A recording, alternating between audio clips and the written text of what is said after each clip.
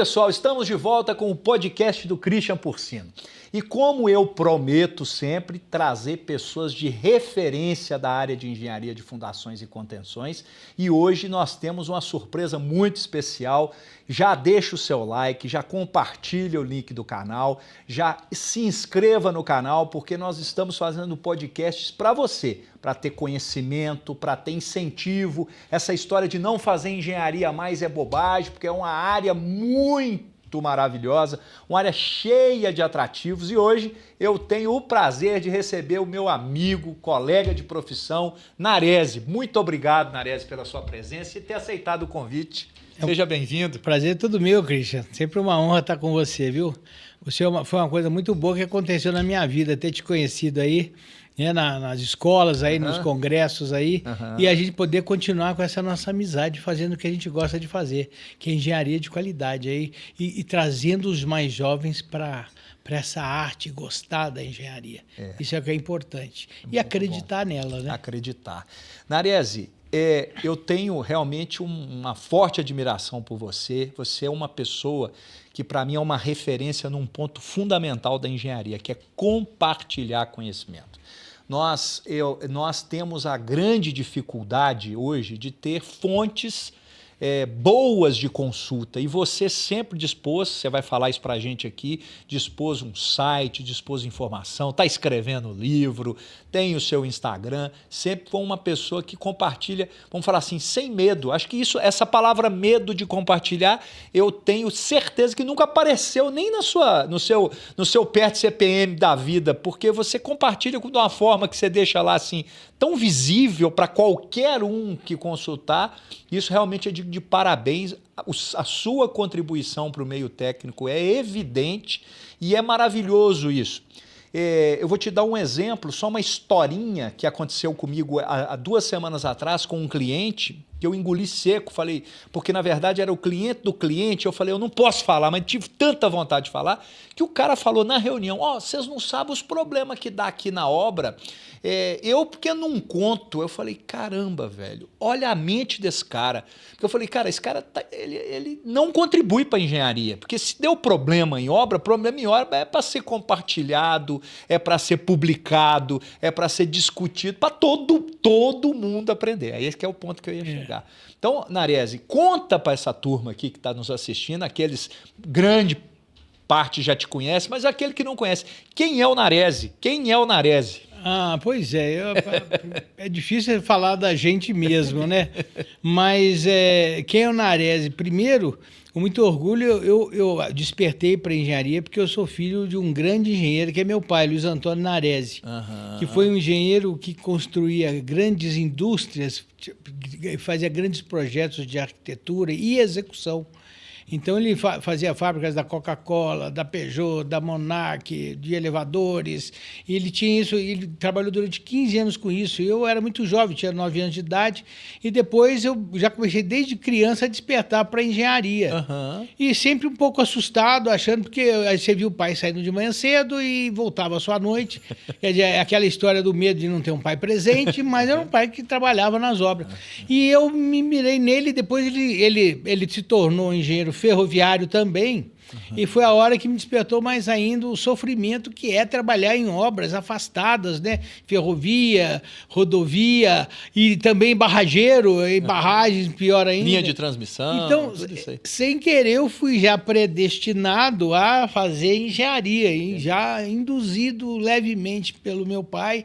E eu tinha medo da engenharia, porque engenharia é uma coisa que realmente assusta, porque quando você olha um prédio aí de 60 andares, meu Deus, não pode cair, realmente não pode. Você tem que saber calcular da fundação, da estrutura, da arquitetura, tudo tem que conversar. Então essa história de quanto mais conhecimento, melhor, é verdadeiro. Só que um jovem não sai da faculdade pronto.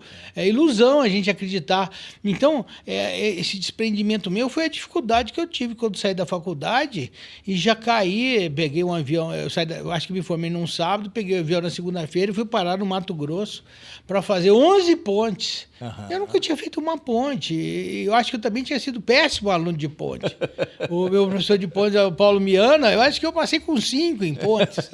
E não tinha razão de temer, não, porque é aquela história do conhecimento e de poder aprender, né? Então, a vida é assim. Eu caí e fui fazer ponte. Então, a gente chegava na obra, assim, com medo da incerteza. E você começava a pegar aqueles projetos maravilhosos e aquela história da gente ter a humildade de aprender com os mais simples que sabem também ensinar.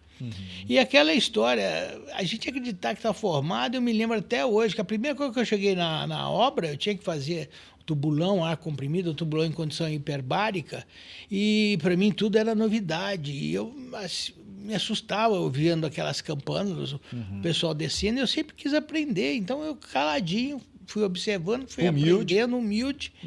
E sabia muita coisa que vinha da faculdade, também a gente tem alguma certa base.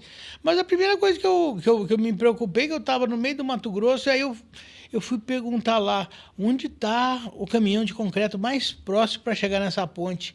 O caminhão de concreto mais próximo estava a 500 quilômetros de distância. Como é que eu ia achar uma concreteira a 500 quilômetros? E aquela história, eu realmente me desesperei e falei, gente, como é que faz concreto nessa obra? Como é que ninguém pensou como é que ninguém planejou isso? A primeira pessoa que eu lembrei de ligar para o meu pai, está acontecendo isso aqui, ó. Vou fazer uma ponte, a ponte é de concreto. Eu preciso de concreto e não tenho. A concreteira mais próxima da região é 500 quilômetros, 450 quilômetros. Como é que o caminhão chega? Ele falou, não, meu filho, calma. A primeira coisa, calma. Ele virou assim e falou para mim, aí tem rio, a ponte é num rio. Tem seixo no rio? Eu falei, não, o que mais tem aqui é seixo rolado. Ele falou, então, vamos fazer. Você traz um container de cimento, coleta esse seixo rolado, leva essa mistura de material para um laboratório, que você vai pôr no seu carro, vai levar num laboratório, ensaia esse concreto e aprova no seu cliente antes. Você vai fazer o concreto com FCK de 30 MPa, 35 MPa, com essa classificação. E assim foi, com toda tranquilidade, respiramos, coletamos o material. Eu não me lembro se na época o meio ambiente era muito exigente, que você vai pegar seixo ou areia do rio, né? Mas era uma obra também, que a gente tinha um arcabouço que tinha Camargo Correia por trás. Eu estava trabalhando como empreiteiro da Camargo Correia, na época pela Geobras. Então, isso tudo aprendia rapidamente.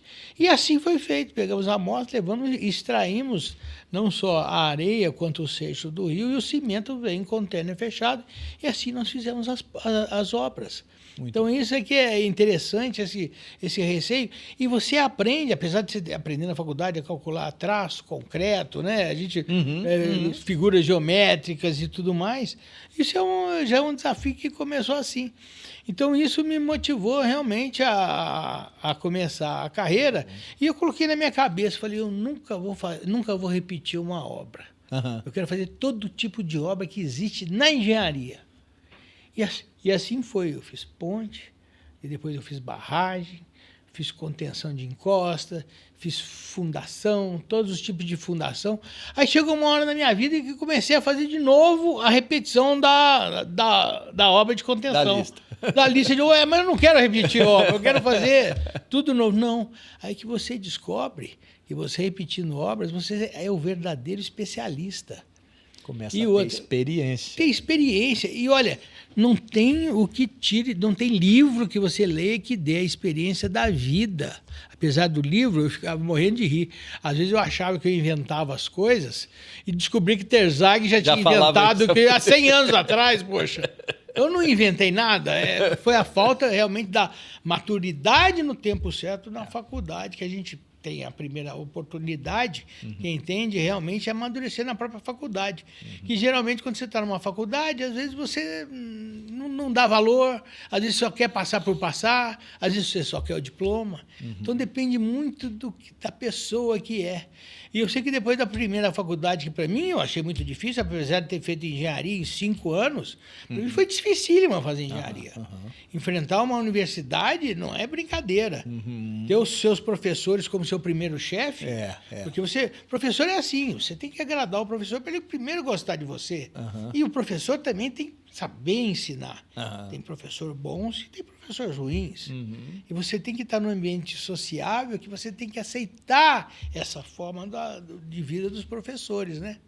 Então, o que eu falei, depois disso, foi obras e obras, foi a oportunidade de trabalhar em todos os estados do Brasil fazendo obras. Maravilha. A cultura do Brasil, você vê como é que um país de dimensões Tão tão grandes e com uma cultura tão variada, cada local que você vai é uma cultura completamente distinta, completamente diferente.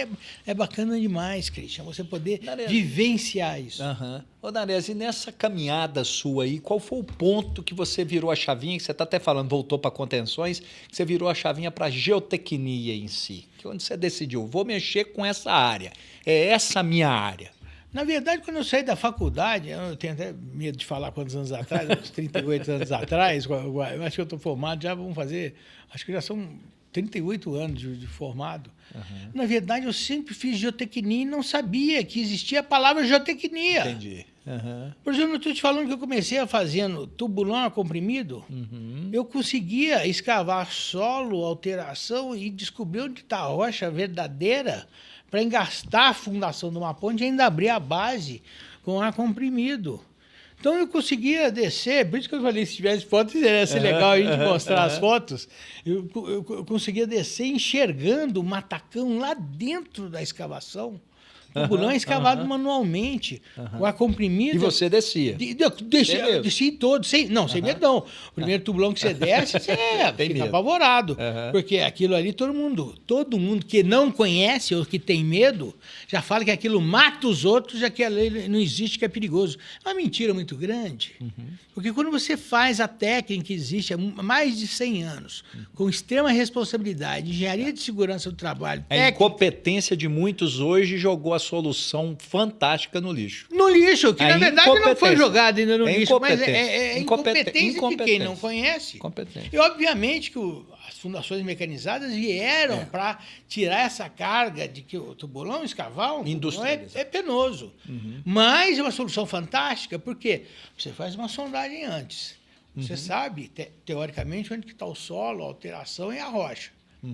Agora, você, dentro do tubulão, confirmar se aquela sondagem que você está batendo, isso é fantástico. E outra coisa incrível, acredite você, às vezes, não me pergunte por quê, não confirma a sondagem. Quantas vezes você desce num tubulão que você tem que estar ancorado na rocha? Por que ancorado na rocha? Porque se ele não estiver ancorado na rocha, se estiver num fluxo muito denso do rio, aquele tubulão ele solta o pé, fica solto e cai a ponte. Tem que ter rigidez. Então tem que ter não só rigidez, como a forma adequada para enfrentar a água, como está robustamente dimensionado, engastado, para se tiver uma enchente como essas que hoje em dia parece que estão virando rotina no Brasil, não levem a ponte, o tabuleiro, a água que passe por cima da ponte, a ponte fique lá. Depois que o rio baixar, o pessoal volta. Mas hoje não, hoje você vê que a água sobe, o rio estrangula, a ponte vira uma barragem, a subpressão não aguenta ou o tabuleiro solta de baixo para cima, ou a ponte simplesmente arrastada, ou há o descolamento da fundação no leito do rio. Que solta e a ponte afunda e cai. Então, quer dizer, tudo é questão, é tão óbvio. Nós que somos projetistas, inclusive, sabemos que quando a gente vai dimensionar uma estrutura, para com essa história também de botar ela 100% no limite. Hoje, a década milenar, a chuva década milenar está acontecendo a cada 5 anos, que é para acontecer no milênio. É verdade. Cada vez que a gente olha para a imprensa, para a televisão, a gente fica apavorado. Está mudando, está tudo então, mudando. Quer dizer, vamos ter cuidado e responsabilidade de estar edificando coisas realmente corretas. Não estou falando também que é para superdimensionar as estruturas, mas vamos fazer uma coisa que se deu a chuva, uma ponte, que suba a água e não leve a ponte. É isso que eu estou falando. Vamos fazer uma contenção que, se ela for solicitada, ela segure. Porque que adianta fazer uma contenção que ela for solicitada, ela cai? Adiantou eu perder tempo de fazer uma obra? Verdade. Entendeu? Então, essas soluções é que a gente tem que ter muito bom, esse cuidado aí no...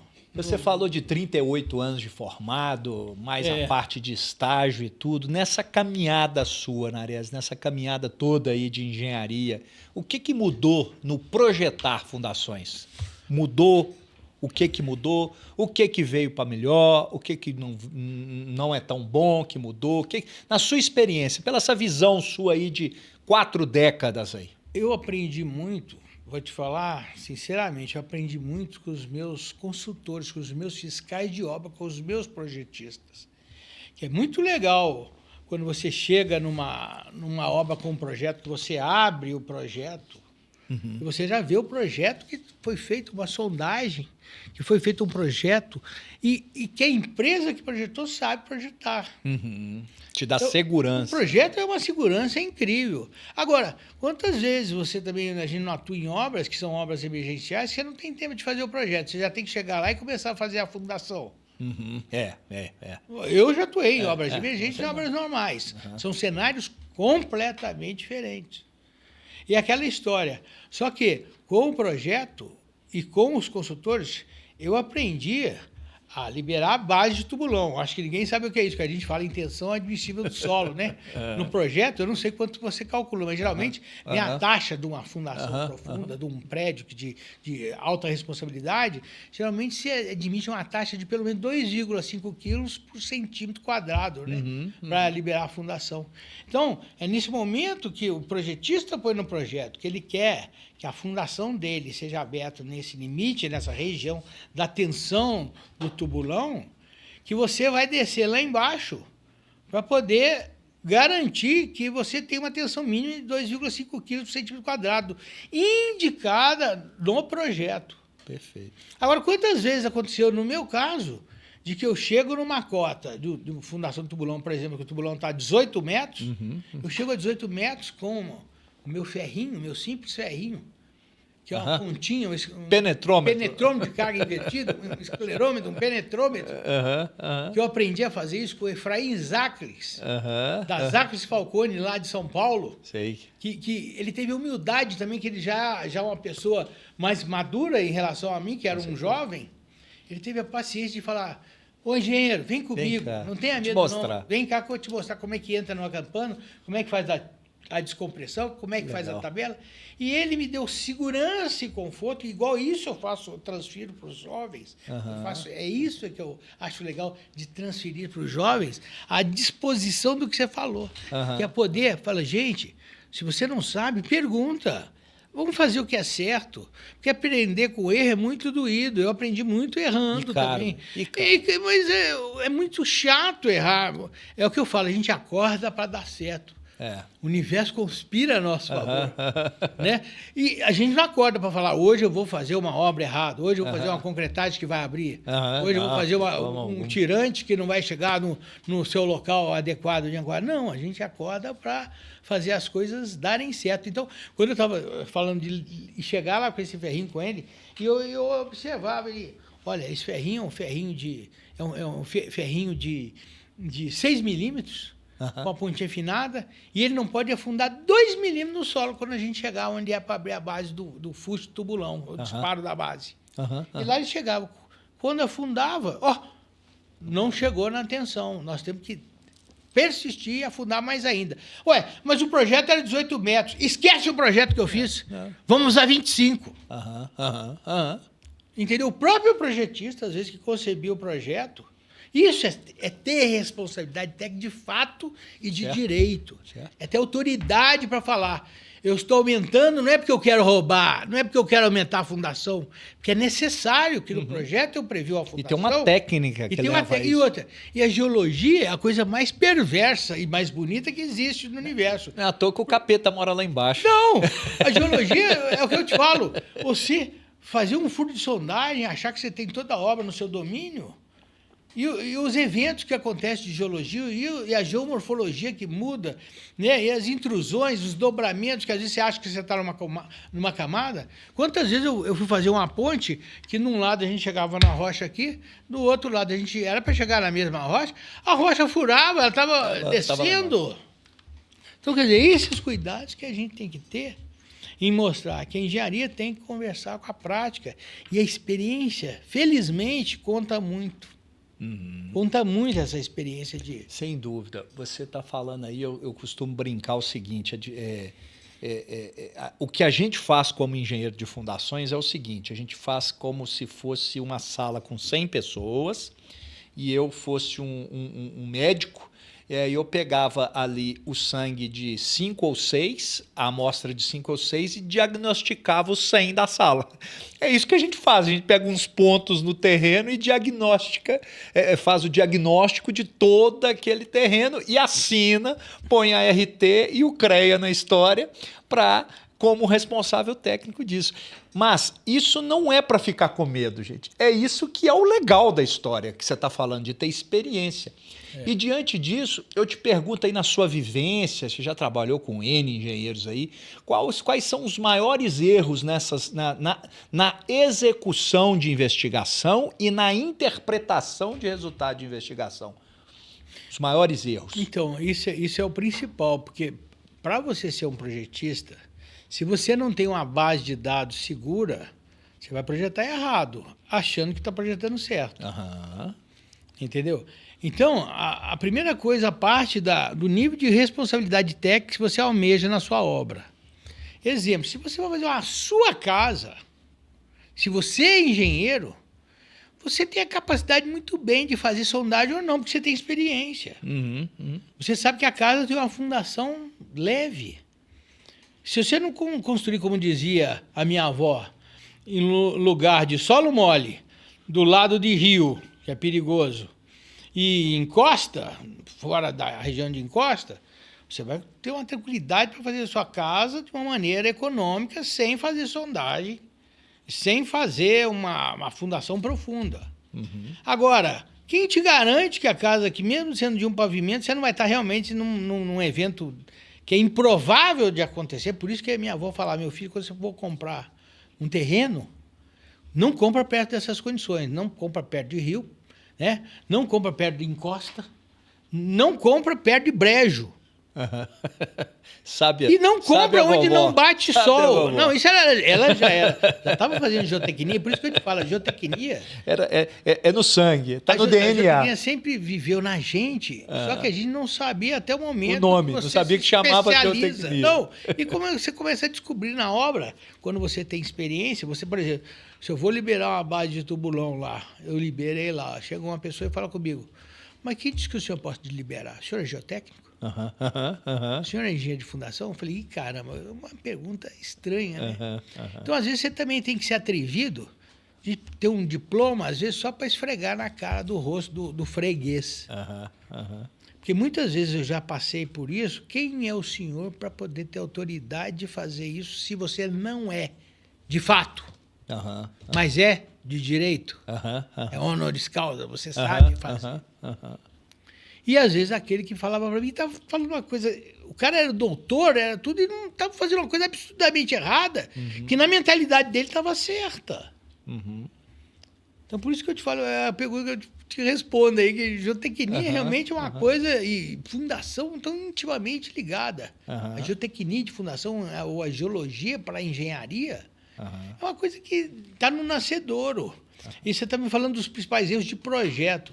O principal erro de projeto é o cara que projeta errado e não sabe o que projetou. É você fazer um projeto de um prédio não sabendo onde você está colocando a fundação. E você acha que não acontece isso, Cris? Acontece direto. Outro erro de projeto é você fazer uma contenção de encosta ancorando um chumbador num lugar completamente errado, que não vai segurar nada, na cunha de ruptura.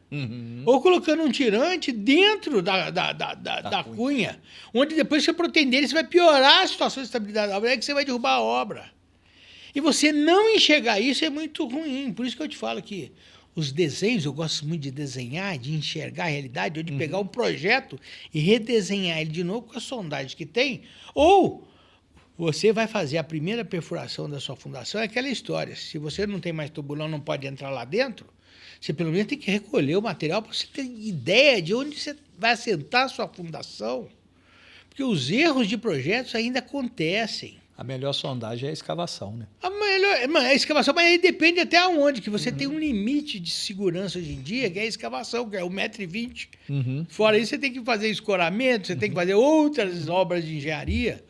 Ou o tubulão que você já te permitia escavar de maneira confinada, que era ou com camisa metálica bem dimensionada para não estrangular, porque o tubulão tinha um problema também, que ou você fazia camisa de concreto armada, que já te protegia. Você descia até onde fosse o solo que você tinha que chegar. Né? E hoje em dia não, hoje com a mecanização você só tem os computadores, os taralogs, você tem toda a instrumentação para medir a rotação, para medir torque, para medir pressão, para você saber a dureza do solo.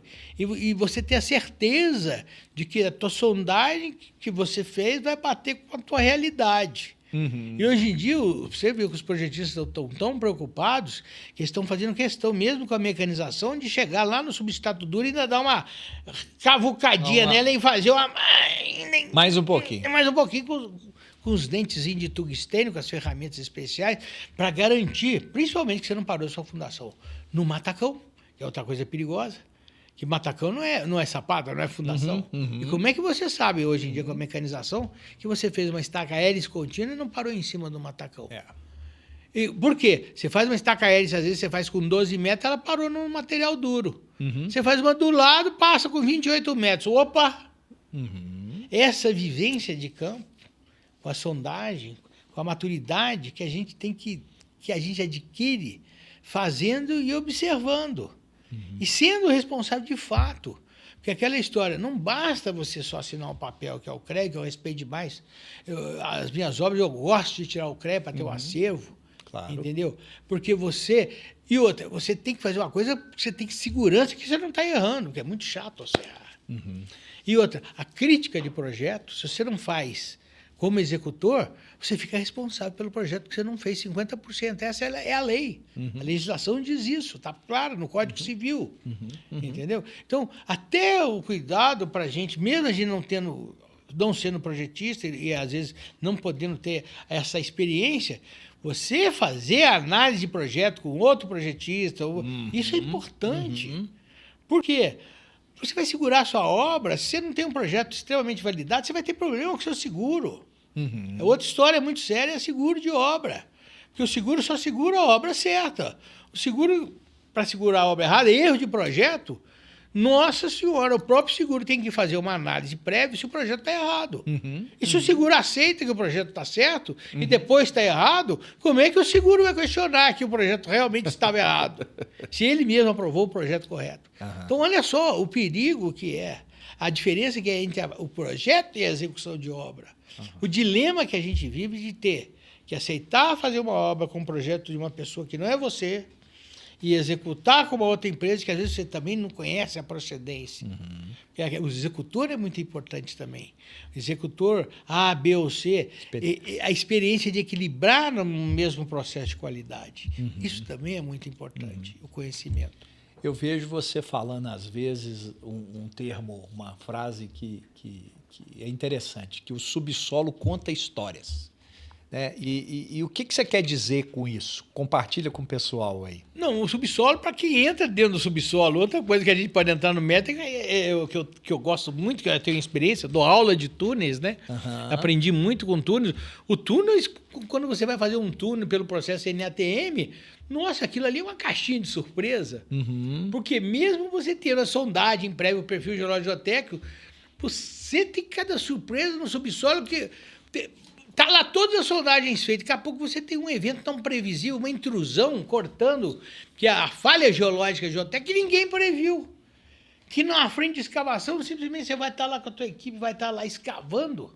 Daqui a pouco você dá uma cutucada lá, cai o teto do túnel na sua cabeça e mata os seus colegas. Ou mata até você.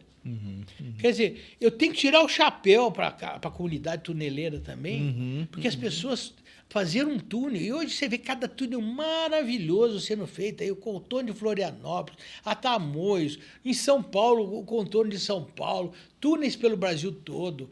Nossa, que loucura! Então, conhecer o subsolo é o que eu te falo. Quando você está num túnel, você está dentro da terra. E você consegue enxergar quando você faz pelo processo de NATM, né? O processo de escavação tradicional. Que hoje em dia, com as tuneladoras, você ainda tem uma certa blindagem, uma certa proteção. Mas conhecer o subsolo, é o que eu te falo, é muito importante. Por isso que eu falo, quando eu desço numa fundação e chego lá embaixo, vejo que é barro, e vou abrir a base, não vou abrir a base do barro. Eu já tive numa obra recente. A gente fala que não faz tubulão a comprimido, mas faz sim. Tem muita gente ainda fazendo tubulão a comprimido.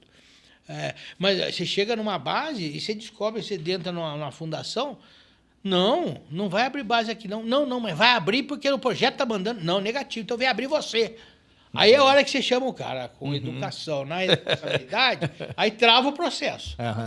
E até o cara descobrir que realmente a fundação que está prevista a 18 metros não pode ser aberta em 18 metros, tem que ir além dos 18, por alguma falha. Falha de projeto, falha geológica, falha do próprio perfil geológico, até que eu te falei, o perfil às vezes não é tão retilíneo do jeito que a gente pensa. Da isonomia, da perfilagem dos perfis. Então, é isso que é importante, a gente ter ciência do que a gente está enfrentando, seja no visual ou seja até mesmo na perfuração, que você percebe claramente quando você fura que está furando fácil.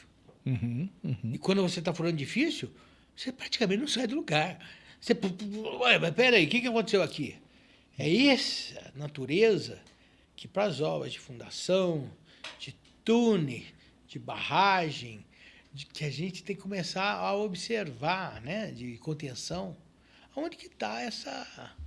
Que quando você tem um domínio da sondagem, e a sondagem, eu falo tanto da sondagem, a percussão, que eu ainda gosto, hoje em dia a sondagem a percussão está virando vilã. Todo mundo está falando, isso aqui não existe mais. Pô, a sondagem a percussão, quando bem feita, é uma ferramenta que é barata e funciona muito bem. Quando ela é conjugada com a sondagem mista, você tira todas as incertezas que a própria sondagem a percussão pode ter parado em cima de um atacão. Então, quer dizer, você gastar dinheiro numa campanha inicial com sondagem a percussão e intercalar com uma sondagem rotativa, principalmente nas obras de grande responsabilidade, esses prédios de 20, 30, 40, 60 andares, isso é a coisa mais correta do mundo. O Cristiano, não tem como a gente errar um projeto de fundação. Quando você tem o topo rochoso, quando você conhece o perfil, quando você conhece tem uma queda de blocos lá misturada, as encostas do Rio de Janeiro, nossa senhora, aqui no Rio de Janeiro é fantástico. Ele tem desde da areia, né, da argila marinha, até os afloramentos rochosos que tem lá, são a formação linda do Rio de Janeiro, mas os prédios que são construídos do lado dos afloramentos, que no passado sofreram intempéries e os blocos depositaram lá embaixo. Então, já comecei prédios no Rio de Janeiro, lá na região de Botafogo, que eu comecei com estaca hélice na frente do terreno e terminei com estaca raiz no final. Para passar os blocos que a gente pegou depois fazendo a hélice. Que é aquilo que eu te falei. Você faz hélice, o projeto está tudo com 22 metros de profundidade. De repente, você vai 22, daqui a pouco, pá, parou uma com 8. Opa! Fura, passa para frente. Vamos ver se é só essa. Opa, essa furou, 22. Opa, vai para o lado. Opa, outra parou. Parou com... É essa experiência que eu te falo, que às vezes o livro não mostra. Por isso que eu te falei que essa experiência minha que eu trouxe de vida, eu comecei a realmente colocar na homepage, a tentar divulgar esses... eu não chamo de erro também, que é aquela história. Todo mundo tem vergonha de errar. Mas não é que foram erros. É a vida que a gente tem que estar predestinado a fazer o que é certo. Você tem um projeto. Agora, você percebeu qualquer variação do projeto, você tem que levar às claras e a discutir com os mais experientes, com o diretor, com o responsável técnico de fato da obra, para passar a informação. Não é só parar lá na obra no fiscal que fala, faça porque está no projeto. Isso é erradíssimo. Eu já tive várias situações dessas que o fiscal fala, pode parar aí. Eu falo, não, tudo bem, eu vou parar, mas a obra para junto, até a gente descobrir por que aconteceu isso. Não é porque tem um projeto que definiu que está certo, que está tudo certo. Por isso que a sondagem é vital em qualquer obra de edificação, de contenção, de barragem, de túnel. Eu só aprendi que a sondagem é importante depois que eu estava sofrendo nas obras. Eu morro de rir. Quando eu estava na faculdade, para mim fazer a prova, para descrever o que era uma sondagem, a percussão, uma sondagem mista, eu suava frio. Lembrar isso é gostoso. Não, né? É claro que é, eu me lembro até hoje. E o professor que me dava a matéria, até hoje, virou meu padrinho de casamento, até hoje a gente se relaciona.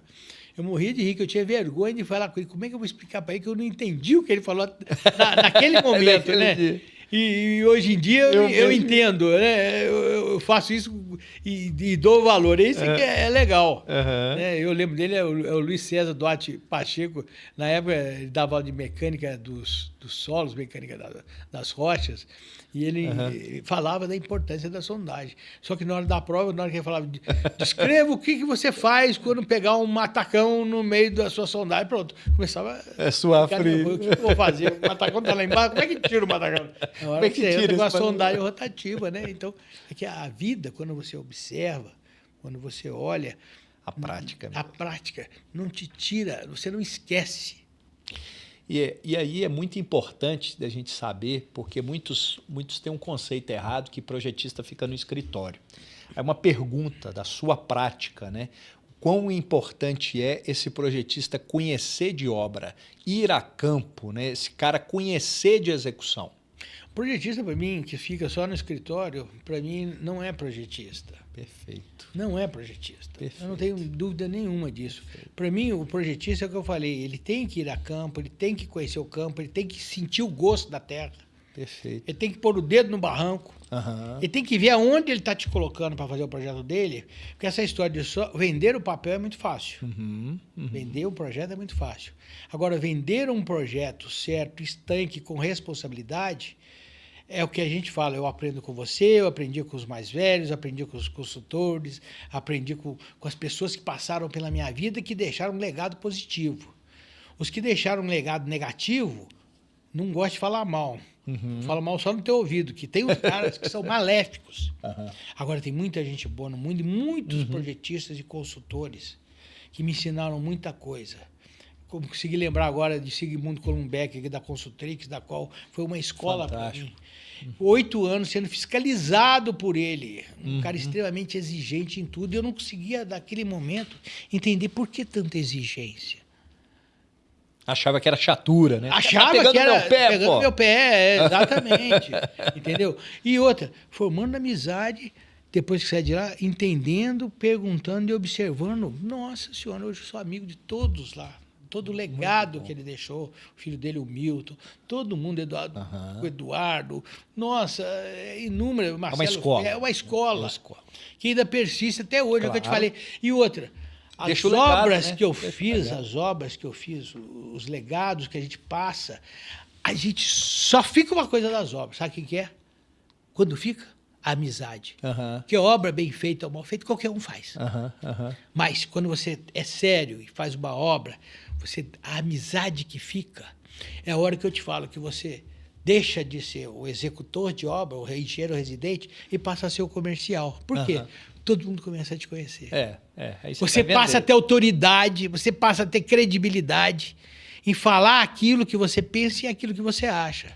Você passa a ser ouvido. Isso é que é importante. Com certeza. Entendeu?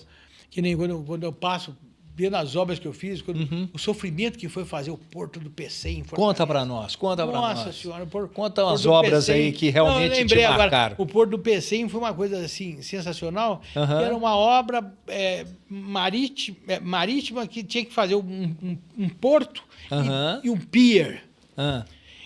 E a fundação era feita de concreto, de estaca de concreto armado, protendido, circular. E lá no porto teve um problema que na hora que foi cravar as estacas não tinham cravabilidade e as estacas estavam todas prontas. Ah, meu Deus. Pois é, imagina. Tudo pronto, adiantado, tudo na obra. De toda a equipe. Quando você foi cravar, a estaca tudo pronta lá. O cantitravel, tudo lá. Tudo certinho, as estacas moldadas. Inclusive estacas que eu saí da faculdade, você aprendeu a faculdade FCK até quantos MPa? Até 18. Até 18. Seja 30, né? 35.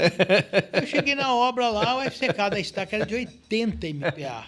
Da fundação. 80 MPa? Eu falei, não existe. Isso não é concreto. O que é isso? Errou. É um garoto o cara não digitou, né? Questionar. E a estaca, por incrível que pareça, tinha adição de sílica, uma tecnologia fantástica, e a estaca ficou com 80 MPa.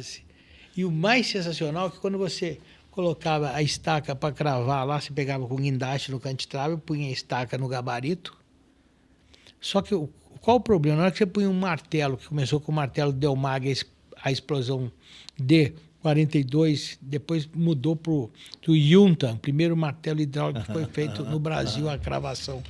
Quando você colocava o Delmag para cravar a primeira estaca do porto, na hora que ele batia, a estaca tinha um FCK tão alto que praticamente vitrificou a estaca. Era a mesma coisa de eu estar pegando um martelo e batendo nesse copo. Esse copo ele tem sustentação, não tem? Opa. Esse copo tem sustentação. Só que na hora que eu for dar um impacto com o martelo nele, ele explode, como se fosse uma garrafa de vidro explodida. E as estacas... Estava acontecendo exatamente isso. Então as estacas não tinham nem fissuras, nem trigo, tinham rachaduras. E o motivo foi levantado por que estava acontecendo Não, isso? então, o motivo foi o terreno, a cravabilidade não foi suficiente e a própria vitrificação das estacas. Ah, que é aquela o história que foi material. Tudo calculado e projetado para dar certo e na hora que fez a primeira deu errado. Aí é que você me pergunta, e aí, Nares? O que a gente faz? E aí? Não, aí a solução foi trazer uma grande equipe de consultores que estudaram, inclusive pessoas que vieram de fora. E a solução que foi encontrada para não perder as estacas que estavam prontas foi fazer um pré-furo com as escavações com a Virt. Você fazia um pré-furo na areia e vinha com a estaca e aplicava a estaca ela quietinha lá dentro. E depois você vinha colocava ela lá. Depois você vinha com a parte do porto e aplicava o porto de cilindro em cima. Está lá até hoje, o do P100 funcionando. Que legal. Mas é o que eu te falo, essa é a beleza da engenharia. Agora imagina você vivendo isso lá na obra. É, isso. Você escutar a solução, falar assim, pô, foi só isso, né? Agora vive lá para até tomar a coragem de falar, faz isso. Tem que ter experiência, tem que ter culhão, né? Tem que ter realmente... Outra, como é que... E esse aprendizado não foi de todo mundo? Com certeza, ué. E os projetistas eram os melhores do Brasil? Com certeza. A empreiteira era a melhor do Brasil? Com certeza. Como é que a gente toma essas surpresas de eventos? Não estava previsível que ela não ia ter essa cravabilidade. E aquela história, se a gente fosse quebrar mais forte ainda, é que ela quebrava. Entendi. Muito interessante. Controle executivo e feedback de obra melhora o projeto de fundações, então.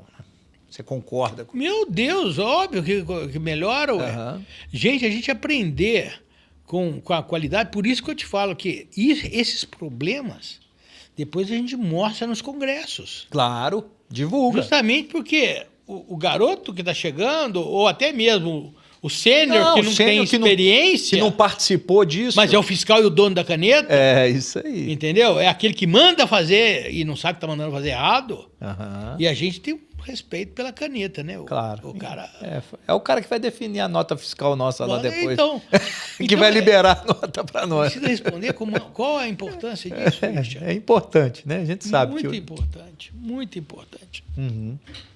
É muito interessante isso. Agora, caminhando um pouquinho mais tecnicamente, até pela sua experiência aí, fundação estaca escavada, hélice contínua, raiz, helicoidal, microestaca.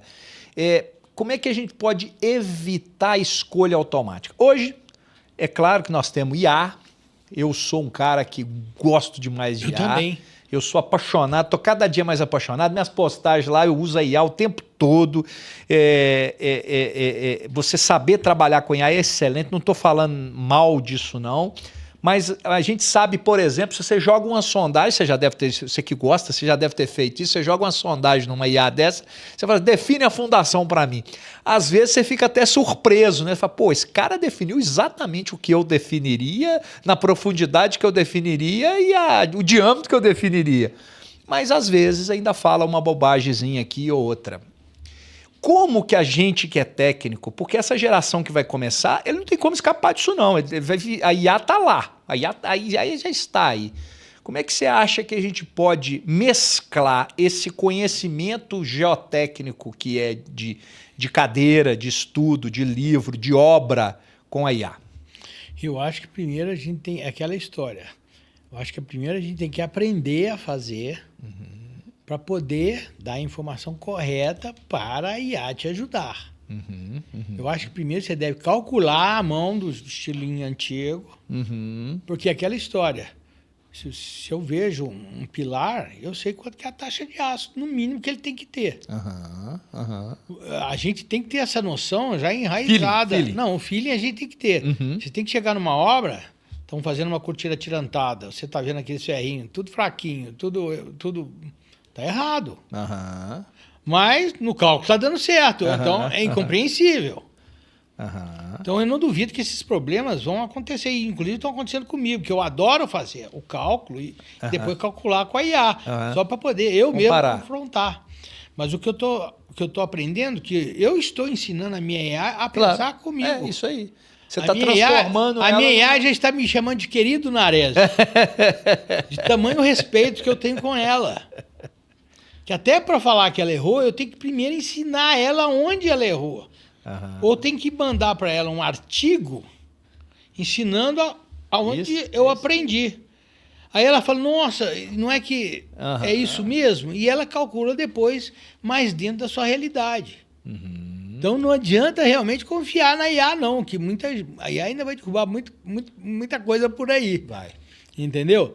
Mas é o que eu te falo. Você aprender primeiro te dá autoridade, inclusive, com a inteligência artificial.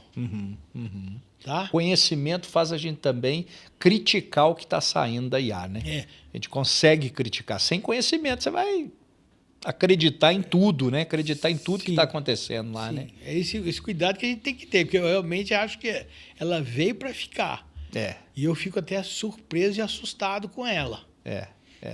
E outra, eu vou te afirmar uma coisa, nós vamos ficar bilionários com a IA, quem souber aproveitar dela. Mexer, sem dúvida. Agora, quem não souber... Vai ficar para trás. Vai ficar para trás. Isso é mesmo. Hoje a gente não pode fechar o olho para a importância da IA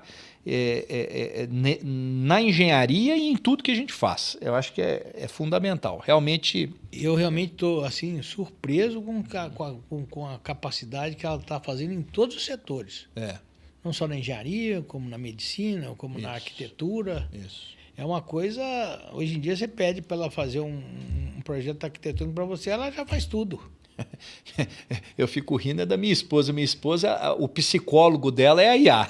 Que ela sente alguma coisa, tem alguma tristeza, ela procura a IA lá e depois a minha IA fez meu armário, ó, do jeito que eu queria. Fez o projeto. Fez o projeto.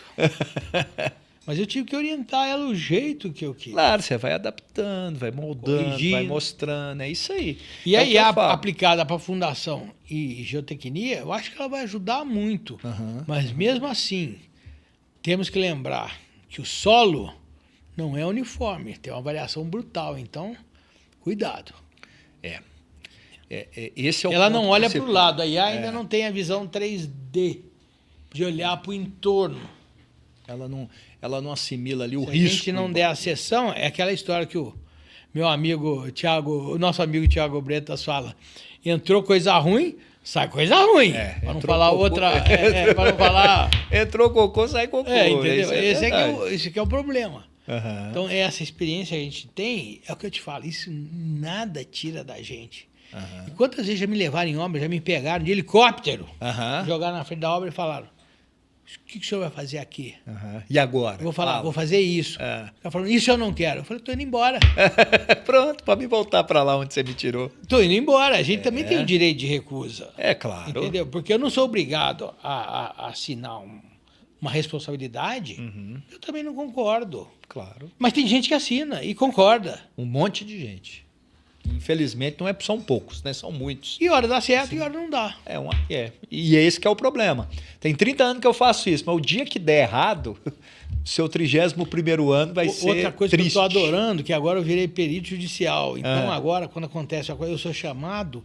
E é interessante você aprender com os erros. Que você vai lá observar o que aconteceu, ler os relatórios do papel, redimensionar, e às vezes o erro está numa coisa mais básica do mundo que ninguém quer aceitar. No detalhe. Às vezes o erro está na cara do que aconteceu. Detalhe. Um detalhezinho ali. Agora, o desembargador ou o juiz que leu o teu laudo, que leu o teu processo, ele consegue como um cidadão comum, entender onde foi o erro, sem ter feito toma a doutorado, decisão. mestrado, E toma a especialização. decisão. Não, às vezes toma uma decisão errada. Aham. Eu morro de rir uma vez numa perícia, que eu estava numa perícia que eu fiz um laudo de estabilidade com quase 100 páginas, falando que não estava estável. Você sabe o que é não estável, né? Não estava estável. Não estava estável. Tudo bem. A outra parte pegou um engenheiro. Não estou falando mal da classe também, que eu também sou multidisciplinar, eu também sou engenheiro elétrico. Mas ela pegou um RT do engenheiro elétrico falando que o aluno estava estável. E na primeira instância o juiz aceitou. Até eu, no meu processo, explicar com muito jeito para o juiz, ô juiz, não é que eu estou falando mal do meu professor elétrico também. Mas geotecnia tem pouco a ver com eletricidade, a não ser a condutibilidade do solo, que hoje em dia a gente faz sondagem até por eletroresistividade, por tudo mais. Mas, só porque ele assinou um papel falando que está estável, a primeira instância aceita, poxa, é isso que eu te falo, Christian, não tem sentido algum. Ainda bem que tem pessoas que realmente, como na segunda instância, eu ilustrei falando que a engenharia, comparando a medicina, é uma coisa mais bacana do mundo você comparar a engenharia com a medicina. É a mesma coisa falando assim que o cara que vai operar meu coração é o ortopedista. Exatamente. O cara fez. Eu escrevi isso com um linguajar simples para o desembargador entender. E ele entendeu. Aí ele entendeu. Não era menosprezar o meu colega. Fazendo analogia, sempre tem entendimento, né? Eu tenho uma brincadeira que eu faço com meu filho, que está fazendo medicina, que eu falo com ele, até o valor que eu dou para engenharia, e você vai concordar. Eu falo, meu filho, se você me der um manual, eu como engenheiro, se você me der um manual do bisturi, em uma semana eu opero melhor do que vocês. Porque a gente, não é eu, né? O engenheiro foi feito para isso, para dar soluções, para pensar, analisar, igual você fala, ser um perito, né? Ser um perito. Eu recebi um perito da Polícia Civil aqui num desses podcasts que eu fiz. O Nares, foi muito legal. Ele contou a história da barragem Mariana, que ele fiscalizou. Ele contou a história do viaduto Guararapes e outras histórias, contou de assassinato, algumas coisas que ele foi... A conversa foi... Cara, ele falava, cara, sabe a certeza que eu tenho quando eu vou começar uma perícia? Que é uma coisa que está na cara, que o problema foi uma coisa que está na cara, e ninguém vê. Eu falo assim, eu parto desse pressuposto, sempre. Ele falou assim, 99% é um problema assim que estava assim, tão assim que o cara que está lá, ele não está vendo. Aí tem que ver um cara de fora para falar, mas é lógico que é isso. Inclusive, eu uso isso de exemplo nas minhas aulas de fundações profundas, o caso do viaduto de Guararapes. A perícia que foi feita, foi toda desenhada, feita em BIM, explicando o que aconteceu. Né? Realmente, às vezes, é um erro que é muito básico, que as pessoas de altíssima experiência que estavam na obra, naquele instante, naquele momento, não chegaram. Por algum motivo, não pegaram. Nem a nível de encarregado, mestre de obra, engenheiros, quer dizer, a teoria do queijo suíço. Estava na cara o que poderia acontecer, mas na hora que eu falei, na hora que você está envolvido na obra, você não vê onde está o problema. Eu morro de rir, que eu rodo muito as obras da Progel. E às vezes eu bato o olho assim na obra, eu que estou de fora, eu falo, meu Deus. E para falar com os meus amigos, os meus colegas, como falar? Para poder justamente melhorar a qualidade, a conduta, né? E hoje em dia uma ferramenta que tem somado muito à engenharia é a engenharia de segurança do trabalho, né? Que hoje em dia parece que ela está dominando mais do que nós, engenheiros. Que hoje parece que quem manda é a segurança do trabalho. O cara fala que você não pode, não pode. Mas, opa, peraí, mas eu tenho que fazer. Não, mas não pode. Acabou. Se vira. Faz de Por outro isso que a jeito. gente Mas não dá para fazer. Bom senso de saber conversar e mostrar que quem pode o mais, pode o mais. Quem pode o menos, não pode o mais. Esse que é o perigo hoje em dia, porque hoje, às vezes, quem pode o menos está dominando as obras. E isso é um perigo mesmo. Isso é um perigo.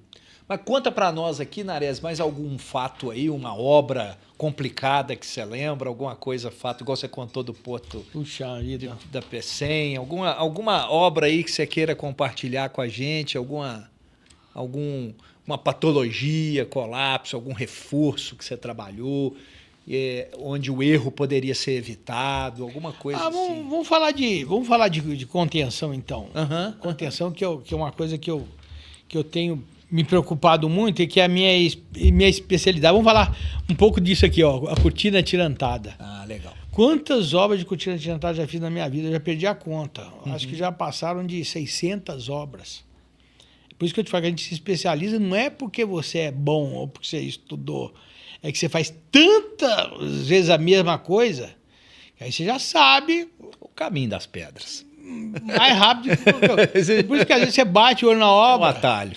Uma coisa que eu fico às vezes chateado é quando eu chego numa obra com um projeto que a gente está furando, por exemplo, um tirante, eu pego o projeto e o tirante às vezes ou não injeta corretamente ou não dá pressão. Tudo tem uma razão. E às vezes uma das coisas que às vezes eu fico chateado é que realmente quando eu pego os erros crassos, que pela falta de sondagem, hoje em dia o pessoal ainda insiste em ancorar, às vezes erroneamente, dentro da cunha de instabilidade. Quer dizer, é a mesma coisa que você fazer uma obra de contenções de milhões e vai perder os milhões que não resolveu nada, vai perder de novo. Na hora que pretender, ainda piora. Então, isso é que é o cuidado de orientar os mais jovens, de que o dimensionamento de tirante não é só porque fez a conta lá de Costa Nunes, ou de Terzag, ou de... Entendeu? Não, a gente tem que ter o bom senso de entender a sondagem e a geomorfologia do local, do contexto como um todo. Porque já peguei obras que, no início da execução, eu já alertei que a obra poderia dar problema por ter tirantes curtos. E alertei e avisei. E terminou a obra e, no final da obra, descobri que a obra estava andando. Não, que a obra estava andando. Porque as cortinas atirantadas são ativas. Elas são feitas, o tirante, você estica o tirante, trava ele e segura a contenção. Aí a obra começa a andar. Peraí, você fez uma cortina andando, então o contexto, tudo está andando, é a fluência do tirante. Então tivemos que reforçar a obra. Só assim depois. E olha, a minha sorte é que se a gente não avisa, ia ter um problema. Porque aquela história... Todo mundo acha que o executor é o primeiro a errar. Sempre a culpa é do executor. E também não estou colocando culpa em projetista, eu sou projetista. Entendeu? Mas esse cuidado dessas obras que a gente tem que ter. A condição de entender um perfil, eu não sei se eu consegui te mostrar aqui, pelo menos para você, ó, é isso aqui, eu não sei se pega. É isso aqui, ó, entender o perfil geológico, é isso que a gente tem que focar. Nós temos que ter elementos para saber onde nós vamos colocar a nossa contenção. Nós temos que ter engenharia para poder... Com a sondagem que a gente faz, a gente fazer os cálculos de estabilidade de maneira correta. Entendendo o perfil geológico. Entendendo o perfil e o contexto da geomorfologia local. Porque, senão, os problemas que acontecem passam a ser realmente muito grandes. Isso eu estou folheando aqui para lembrar, aqui, porque você falou para lembrar de... Alguma história. Mas, por exemplo, assim, igual você está falando aí, né? A gente tem que analisar a cunha de ruptura em função para definir o comprimento correto do tirante para evitar dessa movimentação. Não só a cunha, como o tipo de solo, material, isso tudo influencia. Se é areia, se é solo, né? Se é alteração, qual o tipo de rocha, porque isso tudo vai conversar para a gente ter um dimensionamento mais assertivo. Então é aquela história, depois que você faz 600 obras, 1000 obras, o empirismo também começa a aflorar em você. É outra coisa que os jovens não conseguem entender o que é o empirismo. É você bater o olho numa obra e já saber o comprimento do tirante. Pô, esse cara está chutando. Não é que está chutando, eu estou dando um input inicial. Depois a gente faz os cálculos. Essa é a ideia do contexto, né? A mesma coisa de fundação. Se eu pego um boletim de sondagem, na hora eu bato o olho, dependendo da hora, eu já sei onde vai ficar a fundação. Depois a gente faz os cálculos. Para confirmar a resistência de ponta, a atrito lateral, como é que vai ser o que você estava falando, a modelagem, se eu vou fazer estaca raiz, estaca escavada, parede diafragma, estaca hélice, qual a fundação que eu vou definir, ou qual o tipo de contenção que eu vou escolher. Era aquela pergunta que você tinha feito, que eu acho que eu não respondi, né? Mas e nesse contexto, né? Nesse contexto, qual é o limite para você, Narese, entre ousadia técnica e imprudência? É o limite simplesmente de errar. É o que eu passei a ter a sensibilidade de quando passa o projeto da minha mão, eu abro o projeto, eu falo, esse projeto foi bem feito.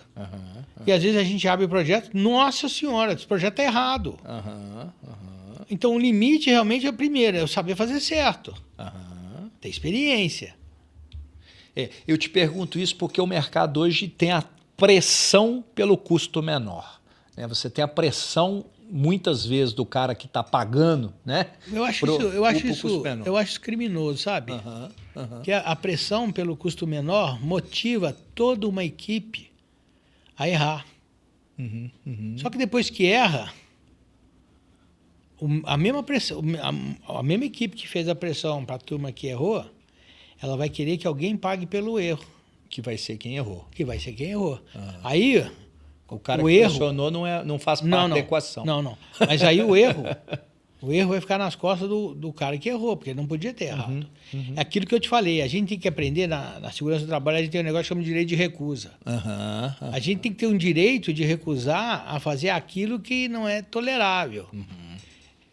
É aquela história, eu já cheguei em obras, a gente não gosta de citar nome, mas eu cheguei em obras, que eu chego em local, eu viro aqui e falo, aqui tem que fazer uma cortina atirantada. O cara fala, não, eu quero um gabião.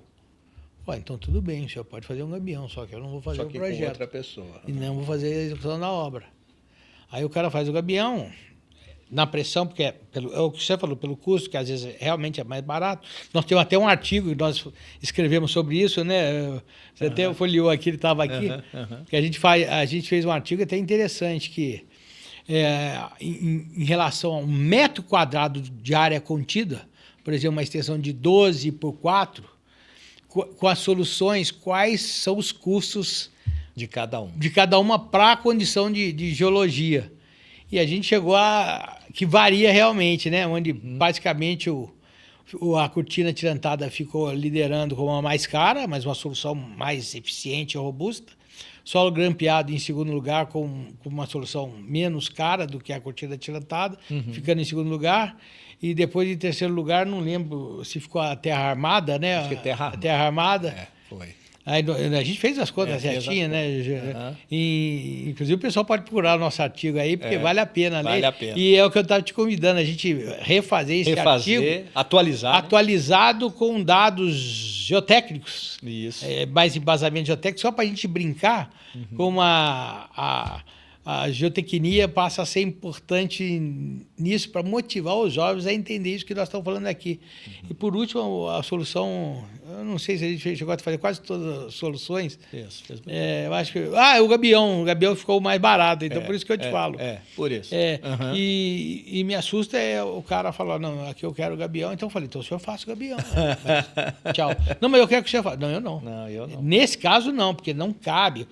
O gabião é uma solução muito importantíssima. O gabião é uma solução fantástica para grandes áreas, rios. Mas quando você tem uma condição pontual de um deslizamento que tem uma pressão e você não tem condição de botar uma massa externa para conter, aí realmente a gente tem cada caso um caso. Então, o limite realmente... Aí, isso que você estava comentando, aí você chega num ambiente desse que você descreveu, que é um ambiente pouco tóxico, com a solução que o cara te fala, eu quero mais barato, aí mais barato é a solução, o cara erra. É isso que eu te falei, tem acontecido muito. E aí muito. Junta na equação que você está falando, é uma preocupação, né? Que a engenharia está sendo comprada pela planilha do menor custo e infelizmente, a conta não fecha. A conta não fecha em sondagens muito baratas, porque o custo que algumas empresas estão cobrando não fecha a conta, não fecha. Qualquer engenheiro que fizer a conta de quanto que demora para fazer 15 metros de sondagem e quantas sondagens por dia que dá para fazer, com deslocamento, com mobilização, o mínimo de conta que um cara fizer vai falar, cara, tem coisa errada. Tem coisa errada. Tá bom, tá cobrando mais barato do que o fulano, mas não tá fazendo. não está entregando aquilo, né? E quando o cara olha para aquele preço e tenta ser competitivo, ele desiste do mercado e alguns estão saindo do mercado por causa disso, que fala, cara, não fecha a conta. Eu não vou fazer gambiarra.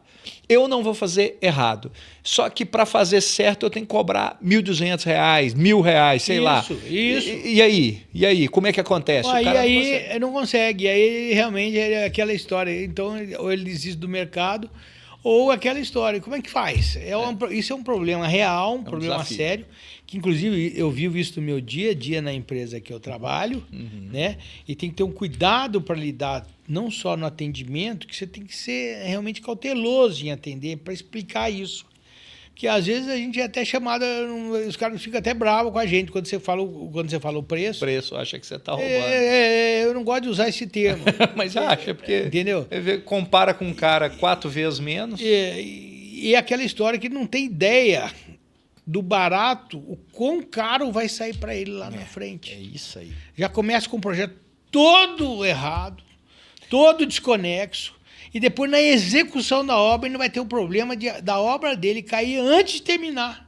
É muita e ele não vai coisa. entender disso, ele não vai conseguir entender disso nunca. E os processos do Brasil hoje, infelizmente, têm demorado um pouco entre nascer e concluir. O início, meio e fim.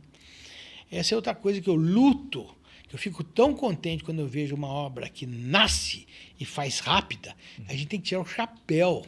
Porque você está falando em viabilizar a rodovia, viabilizar a ferrovia, viabilizar a nossa infraestrutura, garantir renda para as pessoas. E fico triste de ver as obras que começam e não terminam.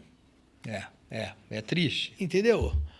Se eu te contar que a primeira obra que eu fiz está para terminar agora, é triste falar isso, depois de 30 anos. Você viveu uma vida para ver uma obra concluir, é muito estranho. É muita complicação nesse processo, né? E aí eu acho muito bem isso, porque investigação geológica e geotécnica de qualidade não é custo, é investimento. E o cliente tem que entender bem esse investimento, porque tudo isso que você está falando, pode cair a obra, pode acontecer tudo. E no mínimo, você como projetista, se você recebe um dado de entrada que você não confia, você naturalmente você pesa a mão. Natural, você bate um olho assim, esse negócio não tá legal. Meu feeling, minha experiência fala que eu tenho que aumentar isso aqui. Aí você fala, é 8 metros, uma coisa que poderia ser 6? Pode, mas você não me deu informação para eu chegar no 6. Você não me deu informação de qualidade. E o mercado está assim. O mercado está competindo. Pessoas da engenharia, por exemplo, que eu costumo falar. A gente tem que ter paciência, pessoal, na nossa caminhada de engenheiro. Nós estamos falando com um homem aqui que tem 40 anos de experiência. Novo, vai trabalhar mais 40. Mas 40 anos de experiência. Nós somos uma geração, os mais jovens, aí, uma geração fast food, que eu falo, Narese, que acha que já vai virar CEO, no primeiro estágio já vai virar CEO. E isso não é denegrir sua inteligência, colega, não é. Mas a engenharia é isso que o Narese falou. Eu vou fazer uma vez, eu vou fazer 2, eu vou fazer 20, e aí eu vou olhar para trás, vou ver o que eu aprendi, né? E vou assimilando conhecimento, criando experiência para falar, poxa, agora eu entendo desse assunto. E mesmo entendendo é o que você está falando. E é isso que é legal da engenharia. Mesmo na Arezzo, com 38 anos, 40 anos de experiência, amanhã ele pode ter um desafio maior da vida dele na mesa. O pior é descobrir que quanto mais eu estudo, mais aprendo, menos eu sei. É isso que me dá raiva. Isso eu é fico loucura. apavorado, Tem hora que eu leio uma coisa, eu falo, pra que eu li isso? Eu podia morrer achando que eu sabia. Porque agora eu tô sofrendo. Porque aí você olha pro passado e você fala, rapaz... Olha, é o que eu te falo, eu motivo os jovens a fazer os cursos de pós-graduação, que eu me formei em civil, depois eu fiz engenharia de saneamento, depois eu fiz engenharia de segurança do trabalho, depois eu fiz engenharia de produção, depois eu fiz engenharia geotécnica, que era o que eu devia ter feito primeiro. Depois eu fiz engenharia ferroviária. Depois eu fiz engenharia ambiental. Então eu já fiz 7 especializações, justamente porque eu queria fazer, porque toda vez que eu ia na obra, que eu fazia tudo certo, na hora que eu assinar um documento, via uma pessoa que não tinha CREA, falar, o senhor não pode assinar esse papel. Como é que você sai dessa? Como é que um cara que não tem CREA fala que você não pode aceitar seu documento, que é validado pelo CREA, entendeu? Aí eu falei, puxa vida, eu vou começar agora a tirar Todas essas... É por isso que eu te falo. Agora eu vou começar engenharia de barragem já. Já estou começando meu doutorado já. Se Deus quiser, em cortinas atirantadas. Já que é minha paixão, já é começar com isso, né? É muito então, por isso que eu te falo, quanto mais a gente aprende, isso que é triste, mais a gente descobre que não sabe nada. Narese, e o que você acha? Bom, essa pergunta vai de encontro a uma outra área que eu sei que você trabalha, que é no ensino, nas pós-graduações, no ensino, você tem esse viés profissional. Mas uma pergunta, o que falta hoje, né, na formação dos jovens engenheiros quando o assunto é geotecnia aplicada? Ué, é aquela história, falta... todos os dias eu recebo mais de 10, 15 pedidos de apoio para conhecerem obras, para andarem comigo. Nossa, como eu ia ficar feliz de poder levar a comitiva de pessoas para ir nas obras. Só que o pessoal tem que entender que hoje em dia os clientes se tornaram muito exigentes. Segurança do trabalho mesmo, não deixa. Não, é o que eu falei. Deixa o cara entrar. Nem eu consigo entrar na minha obra, às vezes. Como é que eu vou levar um rapaz... E como é que eu explico isso para ele? Parece que é você que está travando, né? Parece que sou eu, entendeu? É isso. E outra, não que eu não consiga, porque quando a gente tem educação, quando a gente tem autoridade, se eu ligar para o diretor, para o presidente da empresa, falando que eu quero levar um grupo de alunos, na hora é permitido. Agora, se eu for levar... Picado, não vai dar. Não vai dar, eu vou arrumar problema para mim. Também não tem tempo para isso também não, né, Narese? Não tem, mas eu gostaria de ter, porque eu consigo responder todo mundo, pelo menos para mostrar que a gente é vivo, que a gente não é robô, que a gente não é IA. Né? Então, é esse cuidado. Como é que o cara vai conhecer geologia? Infelizmente, ou felizmente, ele tem que se deixar acreditar que o mercado de trabalho vai absorver ele. Ou se uma porta fechar para ele num lugar, vai abrir em outro. E que ele não pode desistir. Ele tem que persistir, ele tem que insistir, ele tem que acreditar no potencial deles. Hoje eu vejo os jovens, todo mundo pensa, o jovem vai tomar teu lugar. Que tomar nada. Eu gosto de ensinar os jovens porque eles ficam admirados pela capacidade de ensinamento que você tem. E você tem que valorizar os jovens porque o trabalho deles é incrível. Eu tenho uma equipe de trabalho maravilhosa, são todos jovens hoje. Eu não posso nadar contra isso. São pessoas maravilhosas. Se eu pudesse, queria que eles estivessem todos aqui para justamente eles poderem dar o depoimento deles.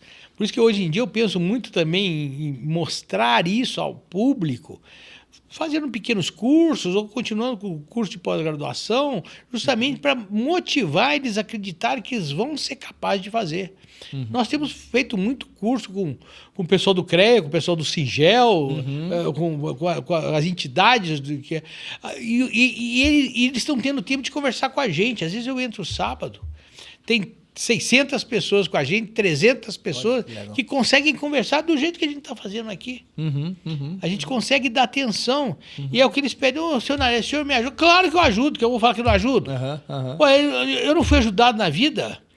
Tudo que eu tenho na vida, alguém me ajudou a conquistar. Seja meu pai, seja o meu patrão, seja uma pessoa que gosta de você. É o que eu te falei.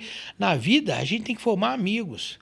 Se hoje você me convidou para vir aqui, porque você realmente gostou de mim, senão você não me convidaria. Como eu hoje gosto muito do seu trabalho também, te acompanho, né? Aí direto, sei que você esteve nos Estados Unidos e você também vai atrás das novas tecnologias, aí tá mostrando aí as estacas helicoidais também, a gente está desenvolvendo, né? Eu já estou querendo fazer tirante com estaca helicoidal. Sim, tem que já estou querendo pensar e sei que é possível. Não, nós já estamos. Não, eu sei que é possível. Nós já estamos colocando na VPA. Tudo bem, mas eu sei que é possível. Tirante nas estacas e deforma, então. E outra turma bacana, eu gosto dos meninos lá também, do Bruno lá e toda a equipe dele lá. É o que eu te falo. Então a gente tem que ir atrás de inovação. Eu acredito em todo tipo de tecnologia. Eu não paro. É importante. É isso que é legal. Isso é importante, né? Tem a Expander Boring aí também, as estacas novas, entendeu? E a gente está sempre querendo ajudar a soluções de maneira rápida e objetiva.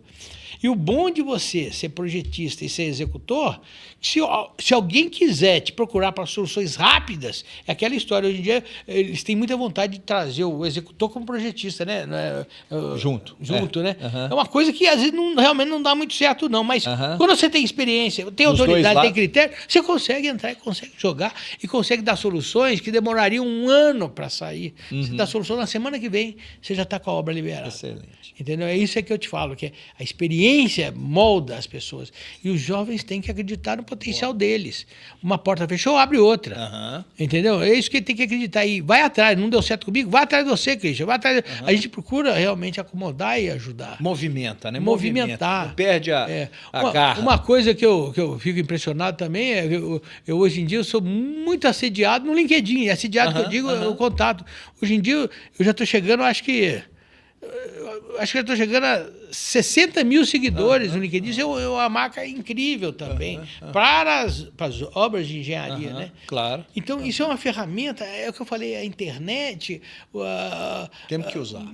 E eu gosto disso, você também gosta disso. E é interessante essa questão de compartilhar, né? Eu te pergunto assim, o que você aconselha ao engenheiro que vai estar novo, né? Engenheiro novo, né? A ser projetista de fundação, o que ele busca de informação? A escola, é claro, você já deixou claro, aprenda na escola a teoria. Mas o que mais? Que mais esse cara? Ele tem que conhecer de fato, não só a região como ele vai fazer a fundação dele. E quando eu digo região, eu estou regionalizando mesmo. Estados Unidos, Brasil. E na hora que eu falo em Brasil, o Brasil é um país de contraste de solo. Se você vai lá na Amazônia, é um tipo de solo. Eu trabalhei, por isso que eu te falo que é legal, é isso. Eu saí do Sudeste, fui para a Amazônia, achando que era igual, que igual nada. A Amazônia tem uma casquinha de argila lá em cima onde nasceu a floresta, que eu não sei como persiste lá. Tanto é que a gente sabe que se realmente tirarem uma camadinha da floresta, a areia está lá embaixo. A Amazônia vai virar o Saara. Com certeza. Agora, como é que eu descobri isso? O Pará já com desmatamento... A minha monografia em engenharia ambiental foi a Estrada de Ferro, Marabá, São Luís do Maranhão, que chama assim, cicatriz. Quando eu abro uma ferrovia, eu fiz uma cicatriz. Se eu não cuidar dessa cicatriz com a bioengenharia, ela degrada.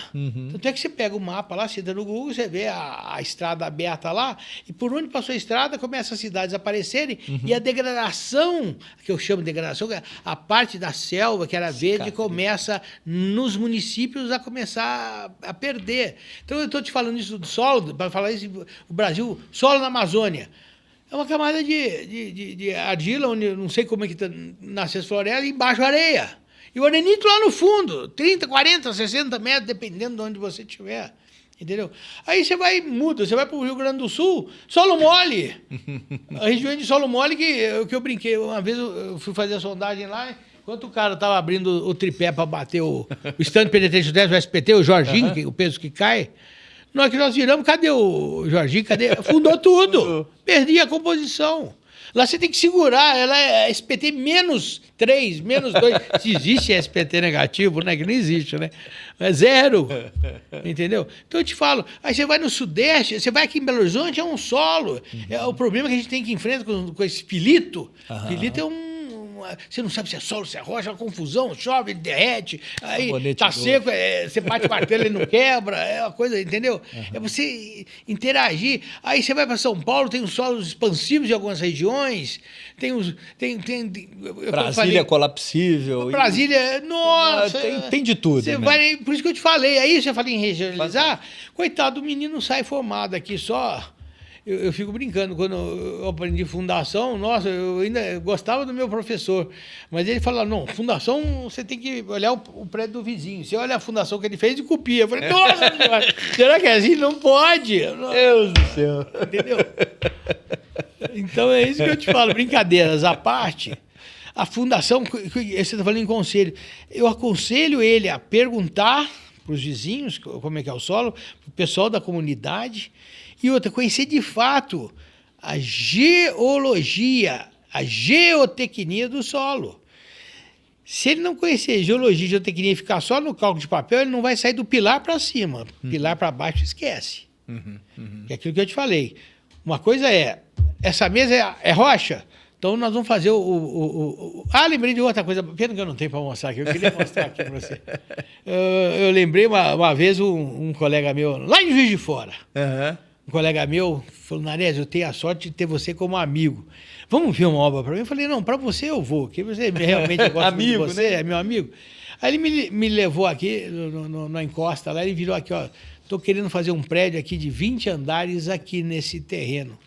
Eu olhava assim o terreno, falei, não, mas não dá para fazer um prédio aqui. Eu falei, não, mas dá sim. Não tem como. É muito perigoso. Eu não vou, eu não quero fazer.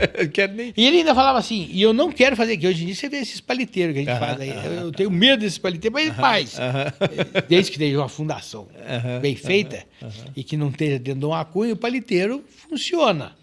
Mas, novamente, você tem que ter a segurança da sondagem e do estudo de estabilidade daquilo onde você vai estar encaixando o teu prédio naquela encosta. Isso aí é o que eu falei, realmente é um trabalho de uma responsabilidade absurda, não só de geotecnia, geologia, como engenharia de fundações. É a nossa geotecnia que tem que casar. Né? Mas eu estava só lembrando, ele falou, aí eu ainda quero a garagem do prédio saindo aqui nesse nível. Na rodovia, aqui na rua. Falei, mas não dá. E tanto ele me insistiu, mas eles me falaram que isso é o melhor de contenção, eu quero fazer uma cortina tirantada aqui atrás. Eu falei, você tá louco, cara? Você ganhou um terreno aqui, a tua cortina tirantada vai ficar com 26 metros de altura. Como é que vai ficar caríssima? Quando você descobrir quanto custa o metro quadrado da cortina tirantada, quanto você vai gastar, ela vai inviabilizar o empreendimento. Aí o que é bacana? Aí eu falei, então tá, já que ele insistiu, não, mas eu quero fazer. Ele insistiu. Eu falei, primeira coisa que nós vamos fazer é a sondagem. Fomos lá naquela encosta, fizemos 3 perfis de sondagem, fizemos o furo. A sondagem é percussão e a sondagem é mista. Fizemos o rotativo. O que eu descobri? Que sorte! Que na rodovia, lá embaixo era rocha. Já tinha rocha logo ali? Já tinha rocha lá. Logo ali, quase aflorando. Não, o que é aflorando? Aflorando. Nós tivemos para chegar na rua e escavar a rocha. Olha. Então o que aconteceu? O prédio dele, zero custo de fundação. E você muito bem, que você é professor de fundação. Você sabe quanto custa uma fundação média no Brasil? Quantos % do custo da obra de fundação? Podemos chutar aí 20% a 30%. Muito bem chutado, eu adorei o chute. Ele economizou. Se a obra dele for 50 milhões, ele economizou 20% de 50 milhões. Com isso, ele conseguiu viabilizar a contenção dele, que ele teve dinheiro para pagar. Agora, se ele não faz a sondagem, ele não sabia. Não ia saber. Nem você ia saber, você ia ficar, né? Então você viu que bacana que é. Bacana mais uma vez. solução. E isso é um dos trabalhos que eu tenho, que eu coloco Sem dúvida. Na minha homepage, eu conto essas histórias, para mim não esquecer, que eu já tinha esquecido. Por isso que se eu tivesse com ela aqui, eu ia lembrar das obras. Tanta coisa. E eu sei que aí o cara falou, nossa senhora, e a cortina quando você vai hoje na cidade, lá está na entrada da universidade. Aí isso que é triste também, que depois você faz uma aula de contenção, o prédio saiu na frente. E não dá para ver ela mais. E aquela história... Só o pessoal da janela de trás que vê. E outra coisa que eu fico preocupado, quando se fizer obra de contenção, deixar uma área de reserva. Não encostem os seus prédios. Que algum movimento tem, né? Que movimento? Igual nós, seres humanos, quantos anos você vai durar, Cris? Não sei. 100 anos, 100 vai? anos, vai, vamos. Você acha que a obra de cortina tirantada vai durar quantos anos? Sei lá, 50. Que seria 50 a 100 anos. E como é que você faz a manutenção dela se o cara colou o prédio atrás da cortina? Aí não tem como. Então, gente, isso é um alerta. Foi até bom fazer esse podcast. É um alerta que eu passo. Não façam isso. Deixam espaço. Para ganhar espaço, para ganhar manutenção. Tem que deixar um espaço grande para manutenção, que um dia essa cortina tirantada, quando ela apresentar patologia, e hoje nós temos um sistema moderno, inclusive de monitoramento, né, que a gente consegue saber, para a gente poder fazer o reforço dela, ou a reproteção. Tem espaço para isso. Tem que ter espaço. Interessante, muito bem. Se uma cortina dessa cai em cima de um prédio, ela derruba. Não, com certeza. Você está falando aí. É uma ratoeira. Com certeza. E cai em cima de quê, né? E aquela história, eu, como eu sou mais jovem, eu não vou estar aqui para ver os 50 anos atrás, mas é um legado que a gente tem que deixar. Claro, tem que alertar, porque o conhecimento fica perdido, né? Se a gente não compartilha, né? E como é que você enxerga esse futuro da geotecnia no Brasil? Meu Deus, é o futuro mais promissor que tem, só não enxerga quem não quer.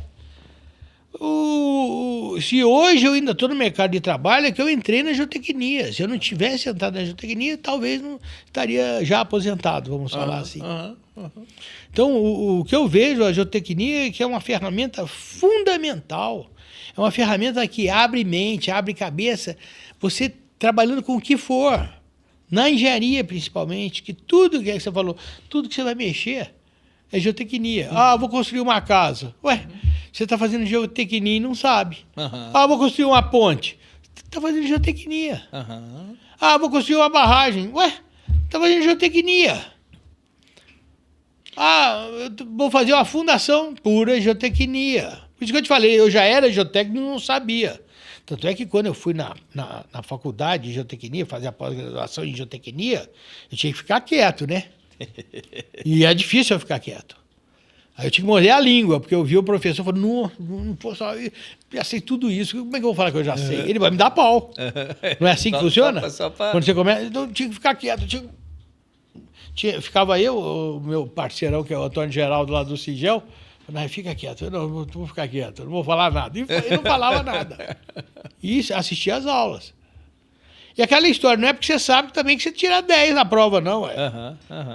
Tem uma prova lá que eu tirei 7 e fiquei chateado. Você acha que ele não magoou? Claro que magoou, porque tem aluno que não quer tirar 10. Eu, pelo menos, depois que eu entrei na faculdade, só quero tirar 10. E o que te motiva a continuar estudando tanto? Motivo justamente descobrir que quanto mais eu aprendo, menos eu sei. Então eu quero aprender mais. E outra, a minha valorização como profissional.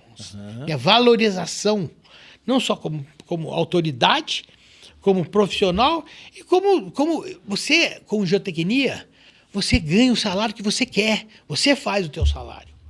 É só você correr atrás. É só você ter credibilidade. É só você ter notoriedade daquilo que você fala. As pessoas têm que confiar em você. Aí elas vão te buscar, que eu brinquei com você. Elas vão te buscar de helicóptero. Isso aí. Eu adoro andar de helicóptero. Entendeu? Vão te levar lá, ver os deslizamentos. Vão te levar lá, ver de perto. Você passa a ter valor. A ter credibilidade, de fato, Criou autoridade, né? Criou autoridade, né? Criou autoridade. E está associado às associações, por exemplo, eu sou associado à Associação Brasileira de Mecânica do Solo, eu valorizo isso também como uma forma de estar próximo de quem sabe. Desde que as pessoas valorizem a gente, inclusive as associações. Claro, também. E a partir do momento que você não é valorizado, você cai fora. Então, por isso que a gente tem que gostar de estar no ambiente que a gente vive. Se meu ambiente agora é esse, eu tenho que frequentar os ambientes com mais pessoas igual a você. Que tem credibilidade, que gostam de fazer o que é correto. É muito bom, Nares, muito bom. Você trouxe esses livros aí, você já está com publicações, né? Se você quiser falar um pouquinho. Então, esse é inclusive estou para te dar de presente. Opa! Esse é o último aqui, metodologia e execução de cortinas atirantadas e casos de obra. Muito bom. Onde eu falo autografar também... depois. Com certeza, com certeza. E depois você, por favor, tira uma foto e pode postar na rede social, que eu vou ficar muito feliz. Claro. Eu que te falei, isso é reconhecimento também, Cristian. Da mesma forma que ainda serei-lhe grato, você vai ver que o que eu falei, o mundo conspira a nosso favor. Então, mostrando aqui um pouquinho da Cortinas Atirantadas, é um livro mais prático, que mostra realmente como é que a gente faz a parte de cortina, desde o processo básico, tudo isso, pessoal, nós vamos deixar na postagem desse vídeo que você está vendo, você vai ver aqui na descrição como adquirir esse livro, o site do Narese, contato do Narese, tudo isso vai estar aqui na descrição do vídeo, viu? Então, só mostrar para você uma coisa bem prática, que é o que eu falei, o que eu aprendi na vida vendo, eu desenhei aqui, coloquei aqui, e somando também a norma brasileira, né, que a gente tem que respeitar e valorizar, da qual eu fiz parte também, fazer a norma. Né? A gente tem que motivar, inclusive os jovens podem fazer parte, para a gente dar valor àquilo que a gente muito bom busca fazer. Então, isso aqui era só mostrando início, meio e fim, inclusive um pouquinho da parte teórica, né? E esse livro não termina aqui, agora vai continuar com a manutenção e patologia das cortinas atirantadas, já vai ser um novo lançamento já previsto para 2026, né? que a gente já está escrevendo, já está lançando. Muito bom. Que vai ser um complemento desse aqui. Esse aqui é seu de presente Muito aqui, obrigado, com muito carinho. E outro livro também que é muito legal, esse aqui é Fundamentos de Sondagem e Repercussão, feito com parceria com o Antônio Geraldo, que é o presidente do Sindicato dos Geólogos do Estado de Minas Gerais, que é um parceirão, é o meu colega mais novo que eu tenho. Onde eu vou, eu levo ele, onde ele vai, ele me leva, e a gente produz muita... E nesse livro de sondagem, tem um pouquinho desse bate-papo que a gente falou da importância da sondagem, passo a passo da importância da sondagem, desde da sondagem leve até os cálculos bom, passando aqui, por todas aí. passando aí alguma coisinha, mostrando os erros de interpretação de perfil geológico, geotécnico, falando um pouquinho de bulbo de tensão, de fundação, só para a gente poder... e o passo a passo de fazer uma sondagem com qualidade, não do jeito que você andou suspeitando aí que o cara está fazendo muito rápido. Realmente, sondagem é demorada. Quem faz rápido é porque não fez. O cara faz o papel, mas não faz a sondagem. É chato falar isso. E por que eu sei disso? Porque eu já fui em muita perícia judicial. Você faz um furo aqui, o outro cara faz um furo aqui. Aí esse resultado é diferente desse. Aí tem que chamar uma terceira empresa para fazer um furo no meio. Que daí ainda você é julgado porque, qual furo que está valendo? É esse ou esse? Tem que chamar uma terceira empresa. Aí o que eu falei, é uma perda de tempo em fazer o que é certo. E o bacana desse livro também, aqui fala um pouquinho da parte de segurança do trabalho, que a sondagem hoje, todo mundo tem medo de perder mão, perder dedo. Mas é outra coisa que eu falo, aqui é um livro que tem um pouquinho da parte de segurança dos principais acidentes que acontecem. Agora, quando você faz a sondagem com responsabilidade, não tem acidente. Agora, o acidente, a gente tem que pôr na cabeça que ainda assim, tem pessoas que acham que hoje, quando acontece, só quando você não está preocupado na prevenção, e num caso realmente, um meteoro que caiu na cabeça do cara. Vai cair um meteoro na tua cabeça? Espero que não nessa... mas pode acontecer? Pode. Já caiu. No mundo já caiu. Uma pessoa já foi atingida por um fragmento do meteorito. Então é aquela história. A gente faz as coisas para dar certo. Então, esse aqui também é presente para você. Muito obrigado. Tá? Opa. Estou deixando também com você aqui um folder da Progel aqui. Que bom, que legal. Onde a gente faz a execução de obra. E um folderzinho meu aqui também da empresa de projeto aqui. E mais esse livrinho também, que é o manual também mais simples, escrito para nós. Nós já estamos indo para o 7º livro e espero ainda escrever um livro com você, viu, Christian? Vai ser um prazer. Se a gente puder... Um assunto aí. Vamos escrever junto. Esse ano eu estou publicando Estacas Helicoidais. Poxa vida, que maravilha. Já está bem, vai sair esse ano. Eu gosto muito dessa tecnologia, eu acompanho desde que lançou. Temos os nossos colegas aí já em comum, que a gente já conversa, né? Que são pessoas de valor. E eu acredito no sucesso delas para bico-estacas, para torres de transmissão, para fundações mais simples, para reforço de fundação. Funciona e até mesmo para contenção, é o que você está falando. Se a gente puder... E dá certo. Eu me proponho até desenvolver esse trabalho com você em obras aí, em fazer a perfuração e eu tenho absoluta certeza que com certeza funciona mesmo. E agora, Nares, eu vou te pedir para a gente terminar, você olhe para a câmera, sua câmera é aquela ali, e deixe para nós, para nossa audiência aqui, uma mensagem para esses engenheiros que projetam fundação hoje. Deixa a sua mensagem. Qual que é o conselho do engenheiro Nares para os projetistas de fundações, executores, para o profissional de fundações?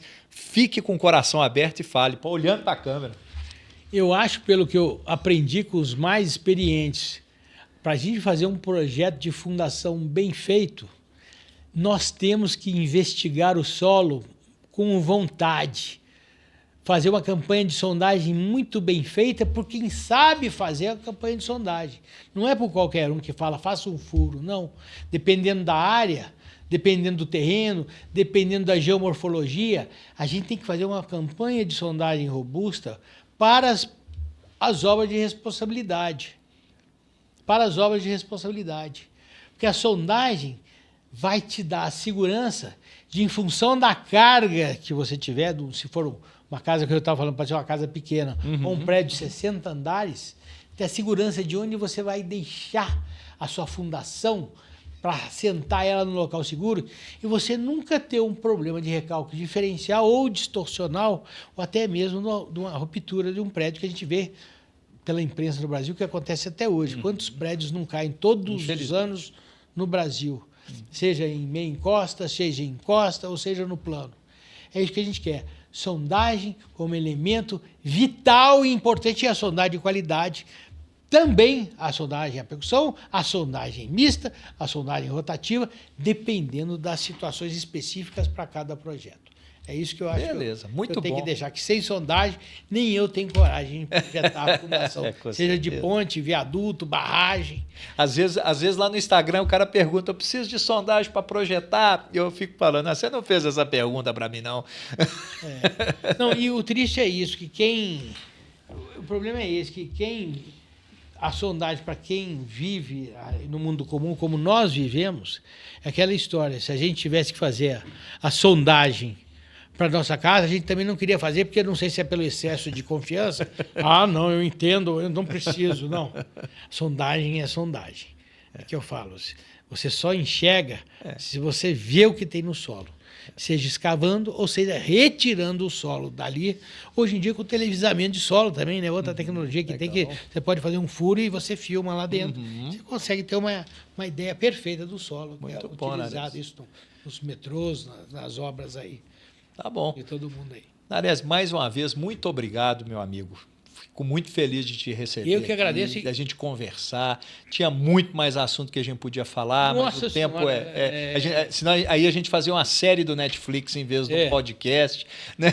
Sim. Mas assim... E ainda tornar isso visual. Eu ainda espero... Isso, nós vamos ter outras oportunidades que a gente vai poder ter quase uma aula sua aqui demonstrando isso. Mas quero te agradecer muito. Eu sei o tanto que você é ocupado, você é um cara... Pelo todo o pessoal já escutou aqui, constrói, executa, consultoria, viaja, associação aqui, associação, prêmio no CREA, prêmio não sei aonde. Então, assim, muito obrigado pela sua disposição.